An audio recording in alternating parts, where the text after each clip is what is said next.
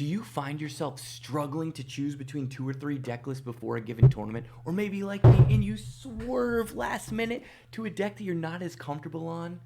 What's up, guys? KTOD Matty here, hitting you with my take on deck selection in Star Wars Unlimited. A lot of people win or lose the tournament before round 1, during round 0 as I call it.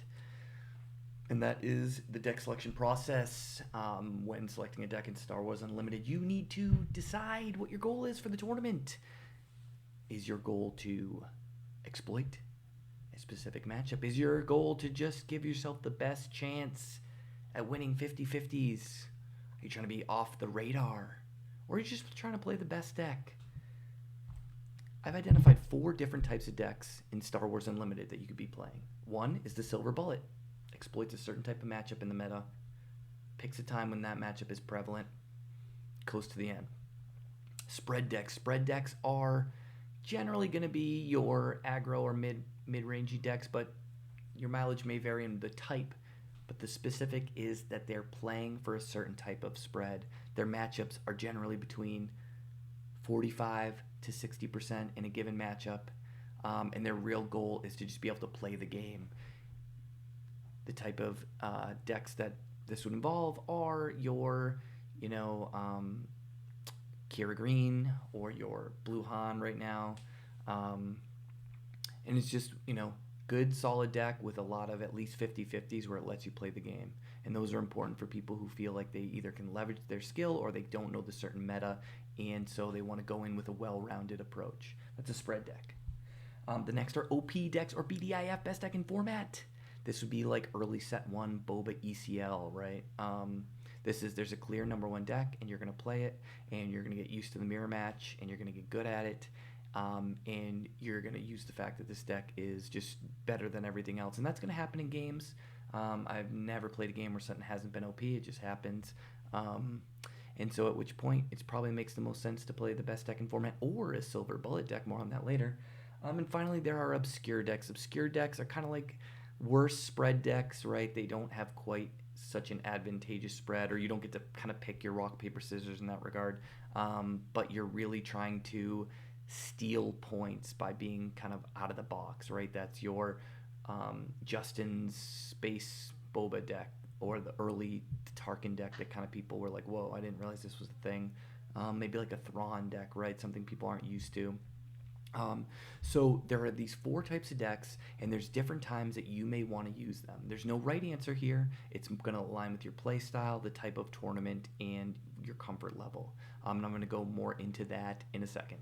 But I'm going to edit this. Booyah. Okay, so now bringing it back to our first type of deck, that is the Silver Bullet. Just more on that so you kind of understand the concept. This would be in the land of mid-range when Boba was kind of killing it. People started playing these really late game control decks. They exploited the matchup against Boba for kind of a very high percentage win rate, so they could just crush them into oblivion. Now, if they faced something else like a Sabine, there were issues, but instead of having a wide spread, they were really honing in on one matchup that they felt like, given the meta or the popularity in the area, they'd be able to exploit that matchup and get free wins. Also, when blue-green Krennic kind of made its resurgence at the end of set 1, mono-green Boba, and into those control decks, mono-green Palp kind of crushed. It had a very easy matchup. So those are Silver Bullet decks. You employ them when a certain type of deck is popular, either one specific deck or a style of deck that you feel like you can exploit. Say we go into a very heavy control format, the aggro decks, there's just going to be a chance for them to be a Silver Bullet. While they might not be good against mid-range, they can kill the control decks and avoid those mid-range decks because they are not prevalent. When do you play this? When there's a very popular deck that you think you can exploit the matchup. When you don't feel comfortable being the person who's playing a lot of mirror matches, that's another time to use it. And then in terms of tournament structure, a local meta showdown or something like that, something smaller where you kind of have a better read is a good chance. Or if there's like a best deck in format that it's pretty obvious it's going to have a high percentage of the field, that's when you would play a Silver Bullet deck. So that is an option, and we'll go into kind of risk appetite at the end of the video, but that's gonna do it for that topic. All right, the next type of deck is our hit me in the comments about what the correct grammar is there, but the next type of deck that I'm going to talk about is the spread deck, and that is a deck that is generally has a more well-rounded approach to the meta. That could be like set one, maybe like your green Han. Everyone's going to think that their version of a spread deck is probably a little better than it is. That just happens, right? Like right now, I think Kira is angling for a best deck in format. That's some of my own personal bias there, but it is very strong. It's still probably just a spread deck, right? That's a good example of a spread deck now. You're going to have, your Sabine matchup might be on your lower percentile, but then your Boba yellow matchup is going to be on your higher. You employ these decks into a larger meta where you're feeling pretty confident with your spread, right? So say I was expecting a lot of yellow Boba and not as much Sabine or Palp. I'm a Kira boy that day. If I'm expecting a lot of Sabine and not as much Kira, maybe I'm a 30 HP Boba green boy that weekend. So you're picking your spread based off your comfort level with what you expect to be there, your comfort level in what deck you just fits your style, and in your comfort level in like, I'm okay not having all like, either winnable or unwinnable matchups. I really want to be able to fight. And I think most of the time you should be playing spread decks. I'm going to use my time at Gen Con as an example. I played 30-point Kira to be a little better against Sabine, in my opinion, just my comfort level there. And then also to beat up on like the yellow Bobas I was seeing and the mono yellow Hans and some of that stuff, the green Boba that I saw. Like, some of those mid-rangey decks, the Tarkins too. I felt like Kira can handle that. And I ended up fighting against Palps and Control all day, which is not really what you want to be doing. But because I was playing a spread deck, a deck that let me play the game, I was able to eke out slightly to moderately unfavorable matchups because of the style of deck, and it let me leverage my skill. So if you are somebody who thinks you're the best player in the room, or you think that you're able to kind of get creative in how you win games, you probably want to be playing a spread deck most of the time, if not always. Sometimes your spread deck will turn into the best deck in the format, sure, but spread decks, and this is a term that I've created. It's not a common term. This is a Matty term. But this is kind of how I view the game. Spread decks are the ones that are generally going to be the ones that I think that most people should be playing, and then they're just picking your percentage points. Some tournaments, you're going to hit the good ones. Sometimes you're going to hit like 2 unwinnable matchups just kind of randomly, and you're going to go out in flames, and that's fine. That we'll touch on that when we get to our goals at the end. But right now we're just talking about the types of decks. Okay, so the third, looking at my notes down there. The third type of deck are OP decks, or best deck in format. Kind of already talked about it. That's like your Boba set one, early set one, that UK tournament where Boba just kind of like was 7 of the top 8 or whatever. There are just times in a format where there's a best deck until someone can prove otherwise, and it's either play it or you're probably wrong, or you're playing a silver bullet deck. And again, this we're going to talk about risk appetite. We're going to talk about our goals for a tournament. But when you're playing this deck, you've kind of identified this fits your play style. Number one and foremost, you get the reps in, you understand it. You have to be good at the mirror, or understand the lines that are going to help you be successful in the mirror. And then you just want to be aware of some of the pitfalls, right, of the deck. And times to play this type of deck are when there's not a lot of times there's hopefully that there's just a clear and above winner, but sometimes there's going to be, and like if you feel good about your play level, like go ahead and opt into those mirror matches, unless you're like the type of person that hates mirrors. And we'll talk about obscure decks after this, and we'll circle back on silver bullet decks. But there's not much to say. Like sometimes there's a best deck. You're going to identify that you're okay getting in the nitty gritty in the mirror match and just slugging along with mirrors all day. And the times if there's a best deck, like any tournament's a good one to play. Locals, showdowns, wherever. Because hopefully it's more of a blue moon thing. But it's just one to touch on. It's not the most. There's not much to say. If there's a best deck, there's a best deck. But we'll get into it in terms of like your risk appetite. Like I already mentioned, your appetite for the mirrors. So easy explanation. All right, in your final type of deck is the obscure deck. I've already kind of mentioned it a bit, but that this is the time to use this is in, Gen Con's a good example. Actually, there were some decks, some very creative decks. One specific one that calls to mind is like Blue Tarkin. A player named Evelyn was playing it and was like at the top tables like a couple tournaments in a row. It was just something out of the blue that people weren't expecting, and she was able to really understand the matchup and how the deck plays, and other people weren't. So getting those percentage points somewhere where or maybe you shouldn't, like in a perfect already explored meta. Like if people had a bunch of reps against it, like, oh, here are the problems that deck has. But when someone's facing it for the first time in a tournament atmosphere, it can be very jarring. So if you're the type of person who you don't want to play the best deck in format, or you're a decent player, but for some reason your handle on the meta or some of the decks aren't jiving with you, sometimes it's okay to like throw something kind of wild at people and just see where you maneuver. And I wouldn't be doing this all the time. I think this is like, you kind of identified something that maybe is like, instead of a lot of like 50% matchups, it's like a lot of 45s. But if people don't know what they're doing, they're like 60s. That's fine, go for it. Like I have a pet deck Luke, or I like playing, what's his name, Mando, right? I would call those obscure decks. Like, there's no way their spread is that great to bring it to open meta, but like, if I get it really honed and people don't know how to play against it, I could totally like steal wins. Oh, what's a great example is when I played the Connecticut 1K. I played Han, blue, yellow blue Han, and unfortunately, we all know my deck reg story, error story, but I played it to a top 8. Because people didn't know what they were doing. I don't think that was the right call, and that's kind of part of my swerving.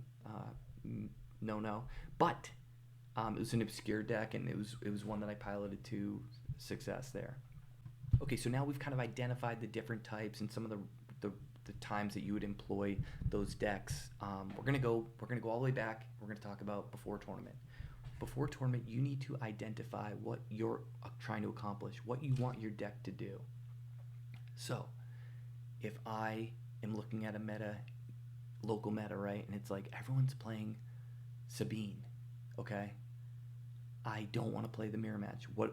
My deck is a tool. My deck is a snapshot in time. I don't think you should be on the same list every single tournament because there are different factors. Size of the tournament, what's popular, what's winning, how the metagame is developing.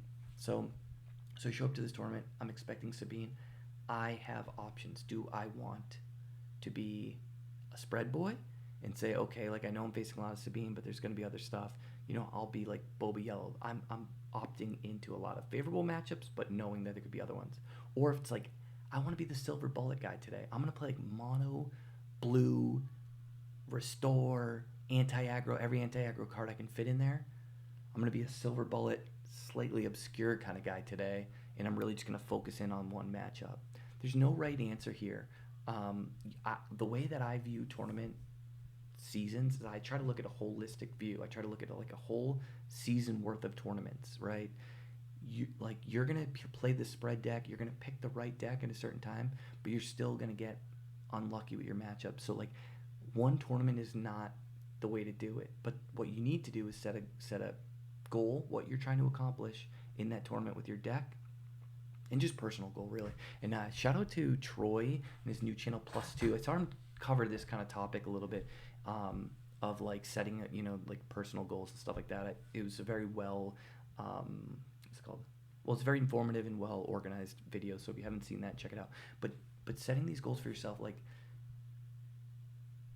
I went to Gen Con, and day 2, like I said, I was trying to exploit those mid-range decks while also kind of gaining some points against Sabine. It didn't work out for that, and I faced, kind of tough matchups, but because of, what I chose to do, I chose to be a spread boy, never taking what I felt was more than like a 40% or lower than a 40% matchup. I was able to navigate those control matchups in top 16.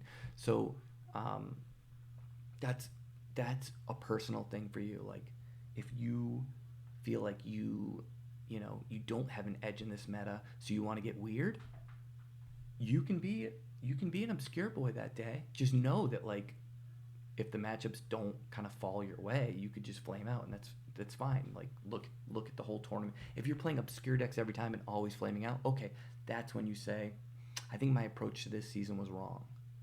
But like just doing it for one event, knowing why you're doing it and having a purpose, that's fine. There's times to play silver bullet decks. I mean, I tested a lot of mono green palp at the end of set one for Tata, and he crushed the tournament with it. So I mean, that was kind of more of us being silver bullet boys that week, and it worked out. So there's always a time to do each one. It's just knowing why and being okay like with the result. Okay, now coming back to the spread deck, like I could have flamed out that one, and that's fine. Like those weren't unwinnable matchups; they were close. I pulled them out, but if the time to kind of get worried about that type of stuff is if you're just always flaming out. Then you might need to be like, okay, something else is going on. Maybe I need to get more reps, or maybe I'm picking these decks but I'm not actually comfortable with them. Which leads me to the next point. Just because on paper something is X%, you need to like get in there and you have to play the game. We have so many people come for us for lists. And lists can be helpful, right? But you need to know why things are there and what their purpose is and play the games. So that's the next one, is like, don't pick something just because it's on paper. I swerved to Sabine. I think I'm a pretty good player at the card game, but I hadn't gotten as many reps lately on Sabine, and I was finding like I was losing getting someone to 24. And I won almost all my game ones in 6 rounds. I dropped after the last round, but I was losing games 2 and 3 because I just didn't have, I didn't know the lines, right? So it's like you got to be careful when selecting decks, and like there are these parameters, but you also need to like play the games and know the lines, which is why sometimes those obscure decks or those silver bullet decks can be so punishing, is because people might not know the line against you.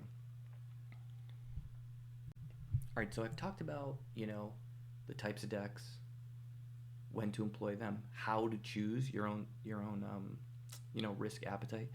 And then I do want to talk like a little bit about personal goals. And I think that like sometimes expectation versus reality can kind of mess with people, and like can drop your performance in a given tournament round or whatever. You're not going to play your best every tournament. That's just a fact. You might be tired. You might be hungry. You might just like something's going on up here, just not working out. And that's why I always look at things at like a whole tournament perspective. If you're going to go in there playing Green Luke, which is, fine deck, but it's, it's an obscure boy right now. It's a dog for a reason. And you're expecting to, win every matchup, even if you get paired against, unfavorable matchups. That's just not realistic. Now, could you say to yourself, I feel like, this is just fictional, but like I feel like my Green Luke into Kira, I win every time. And you play a bunch of Kiras and you do well, great. But if you don't, if you play against a bunch of Sabines and you're 0-3 drop, well, that happens. There's not, I wouldn't expect more than the deck you've selected from the start. You can't manifest something just because you want it all the time. So when you come in here and you pick, this is my note at some point, when you come in and you pick a certain type of deck, you got to know its limitations and understand how it aligns with, reality.